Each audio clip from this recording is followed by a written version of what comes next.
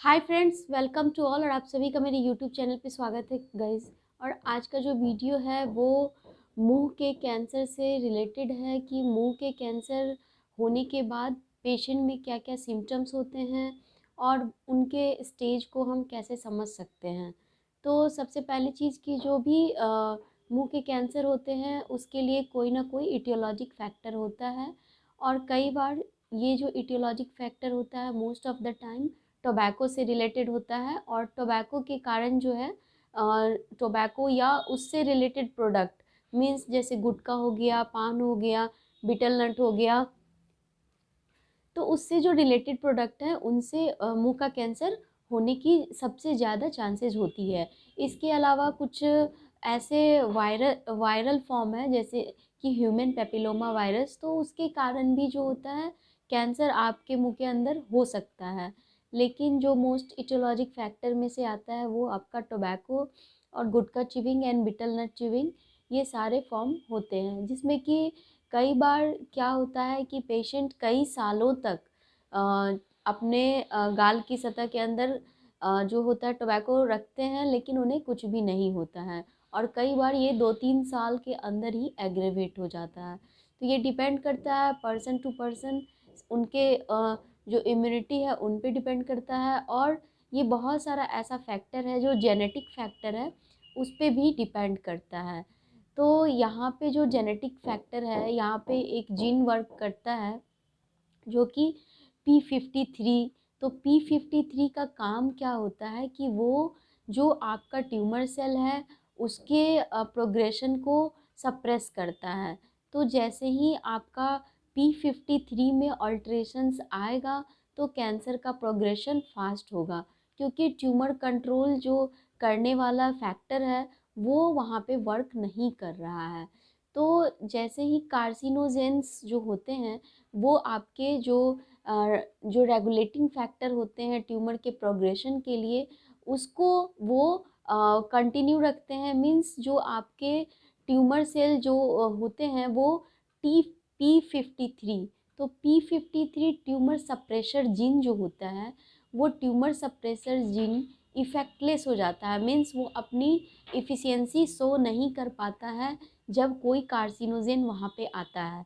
तो इसीलिए जो टोबैको के प्रोडक्ट्स होते हैं उसमें कार्सिनोजेन अवेलेबल होते हैं, तो ये आपके ट्यूमर सप्रेसर जीन को ही अल्टर कर देता है। तो ये तो प्रोग्रेशन की बात होगी कि आपका जो ट्यूमर सप्रेसर जीन है वो अल्टर हो गया और इसके कारण जो ट्यूमर का रेट है वो फास्टर रेट से ग्रो कर रहा है। अब जैसे कि आप सुनते होंगे कि स्टेज 1 कैंसर है, स्टेज 2 कैंसर, स्टेज 3 कैंसर या फिर स्टेज 4 कैंसर।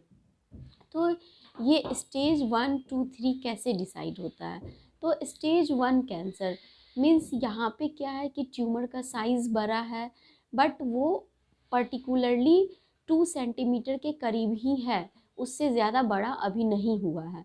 तो इसको हम लोग स्टेज 1 की कैटेगरी में रखते हैं।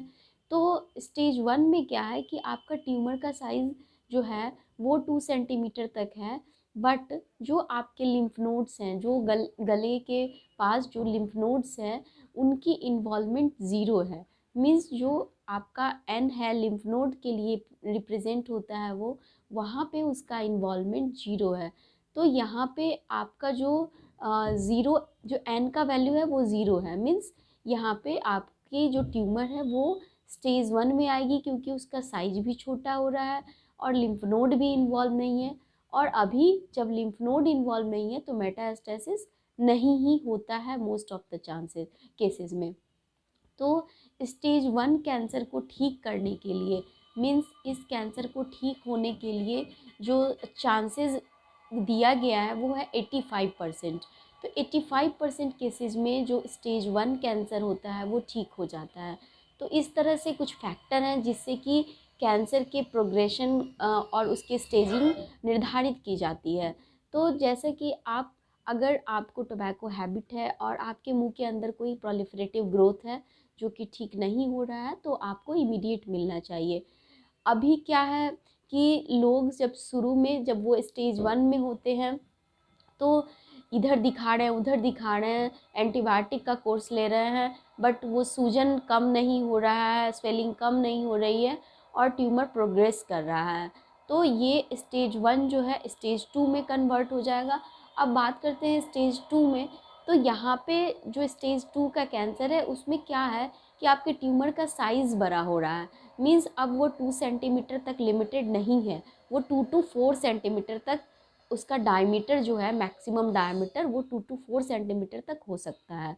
तो जैसा कि अभी आप एक केस देख रहे हैं, इस केस में आप देख रहे हैं कि पेशेंट का जो है एसिमेट्री है फेस पे, और यहाँ जो एसिमेट्री है लेफ़्ट साइड में, और यहाँ पे आप देखेंगे कि बल्जिंग मास एक आपको पेशेंट के प्रोफाइल को देखते के साथ एक स्वेलिंग नज़र आएगी।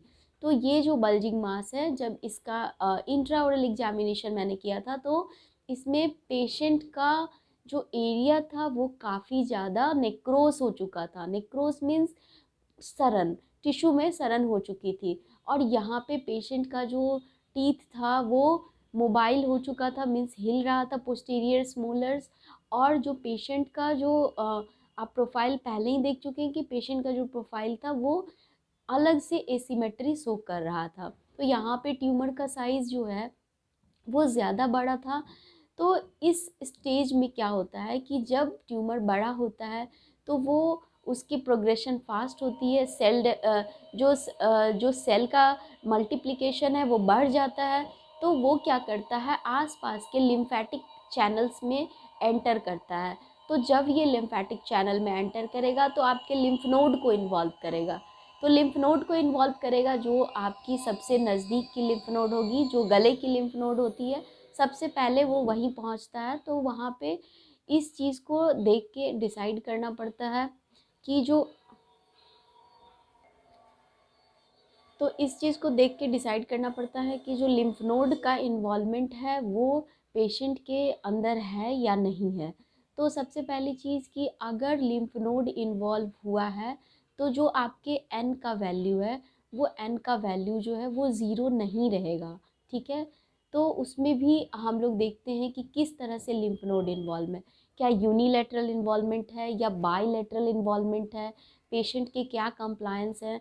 तो इस तरह से जो स्टेजिंग जो होती है, मान लीजिए कि आपके लिम्फ नोड इन्वॉल्व हैं, आपके ट्यूमर का साइज़ बढ़ा है, तो अब ये ट्यूमर जो है स्टेज 2 में जा सकता है या फिर स्टेज 3 में भी जा सकता है। तो इस तरह से जो आप देखेंगे कि यहाँ पे जो पेशेंट का सर्वाइवल रेट है वो अब 85% से डिक्रीज होके 66 to 40% में वो वेरी करता है। तो जैसे ही स्टेज 1 से हम आगे निकल गए स्टेज 2 और 3 पे, तो हमारा यहाँ पे कंट्रोल धीरे धीरे पुअर होता जाता है, क्योंकि लिम्फेटिक चैनल्स हमारे इन्वॉल्व हैं। इसके अलावा हम बात करते हैं कि स्टेज 4 में क्या हो सकता है। तो यहाँ पे देखेंगे कि स्टेज 4 के कैंसर में मेटास्टेसिस स्टार्ट हो जाता है। मीन्स जो लिम्फेटिक चैनल है, जो लिम्फेटिक ड्रेनेज सिस्टम है, हमारा लिम्फ नोड है, वहाँ पे अब कैंसर सेल सिर्फ नहीं है, वहाँ से वो स्प्रेड हो जाते हैं। तो ये जो स्प्रेड होते हैं वो अलग अलग ऑर्गन में जाके डिपॉजिट हो सकते हैं, अलग अलग ऑर्गन में मेटास्टेसाइज होके वो आपके लिवर, किडनी या बोन में पहुंच सकते हैं। तो इस तरह से जो प्रोग्रेशन है, जो डिज़ीज़ का प्रोग्रेशन है वो स्टेज 1 से स्टार्ट हुआ है। तो कई बार क्या होता है कि अगर आपने स्टेज 1 में ही अपना ध्यान रख लिया तो आपकी जो चांसेज है सर्वाइवल की वो ज़्यादा होगी, वहाँ पे चांसेज 85% रहेंगी आपके सर्वाइवल की। तो यहाँ पे इस वीडियो को बनाने के लिए ये मतलब है कि यहाँ पे जो चांसेज ऑफ सर्वाइवल है, अगर आप पहले ही अवेयर हो जाते हैं अपने चीज़ों को लेकर के, तो ये जो प्रॉब्लम है वो आगे नहीं जाएगी। और इसके लिए आप जब इलाज के लिए जाएंगे तो आपका जो आउटकम होगा, जिसे हम लोग प्रोग्नोसिस कहते हैं, वो बेहतर होगा। तो आज का वीडियो मेरा कम्प्लीटली इसी पे था कि हमारा जो स्टेज क्या होता है कैंसर का, उसे हम कैसे समझेंगे, उसमें क्या क्या इन्वॉल्वमेंट होता है। तो उम्मीद करती हूँ कि ये वीडियो आपके लिए हेल्पफुल रहा होगा, और इस तरह की वीडियो को देखने के लिए आप मेरे चैनल को लाइक, शेयर एंड सब्सक्राइब कर लें। Thank you so much for watching.